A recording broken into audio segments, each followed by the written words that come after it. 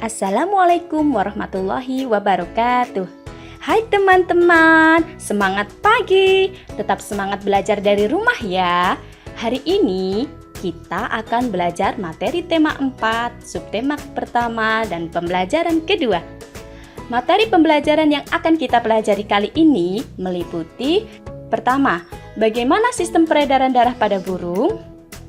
Kedua, organ peredaran darah burung.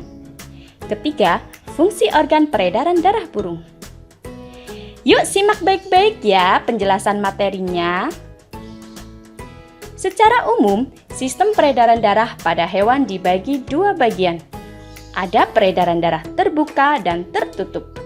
Pada sistem peredaran darah terbuka, tekanan darah yang dihasilkan dari kontraksi jantung cukup rendah. Oleh karena itu, sari makanan yang terdorong akan mengalir lebih lambat. Contoh sistem peredaran darah terbuka terdapat pada cacing dan serangga seperti belalang. Sedangkan sistem peredaran darah tertutup, jantung akan memompa darah secara terus-menerus, sehingga tekanan yang didapatkan tetap stabil. Hal ini akan mendorong darah keluar dengan lebih kuat dari pembuluh darah dan memasuki organ jantung dengan kecepatan yang baik. Hewan yang memiliki sistem peredaran darah tertutup adalah kelompok vertebrata. Contohnya katak, ikan, reptil, dan burung.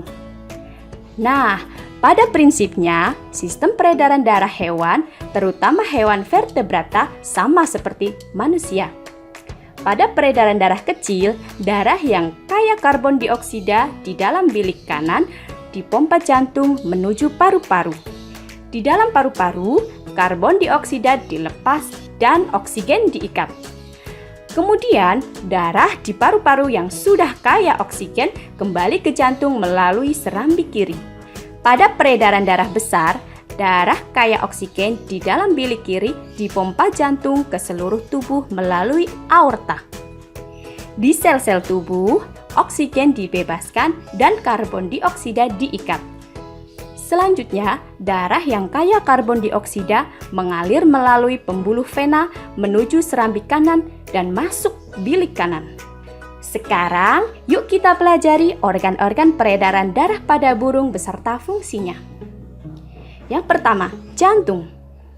Coba kalian amati gambar berikut ini. Ternyata, jantung burung mempunyai bagian-bagian yang sama seperti jantung manusia.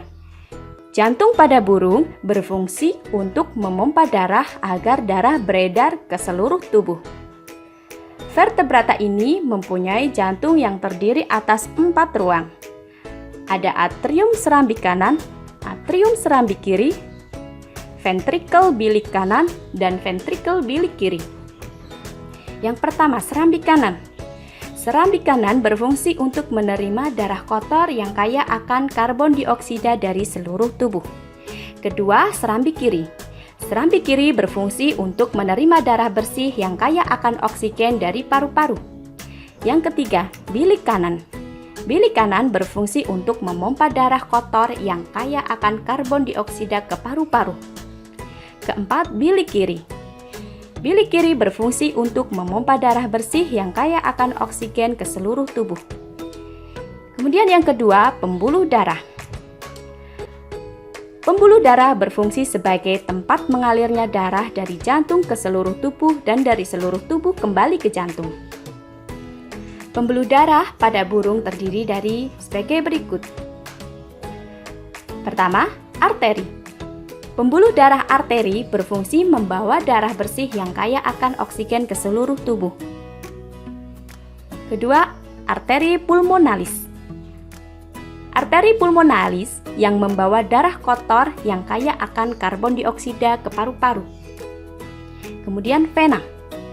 Pembuluh darah vena berfungsi membawa darah kotor yang kaya akan karbon dioksida dari seluruh tubuh untuk kembali ke jantung. Vena pulmonalis.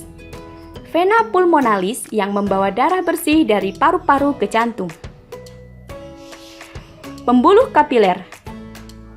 Pembuluh kapiler menjadi penghubung antara cabang pembuluh nadi dan pembuluh balik yang terkecil ke sel-sel tubuh. Kemudian yang ketiga, paru-paru. Paru-paru burung berfungsi untuk menukar oksigen dari udara dengan karbon dioksida dari darah. Paru-paru burung mirip dengan hewan mamalia lainnya. Nah, demikian tadi penjelasan materi sistem peredaran darah pada burung. Semoga materi yang kakak sampaikan bisa bermanfaat dan dapat kalian pahami dengan baik. Terima kasih, sampai jumpa. Wassalamualaikum warahmatullahi wabarakatuh.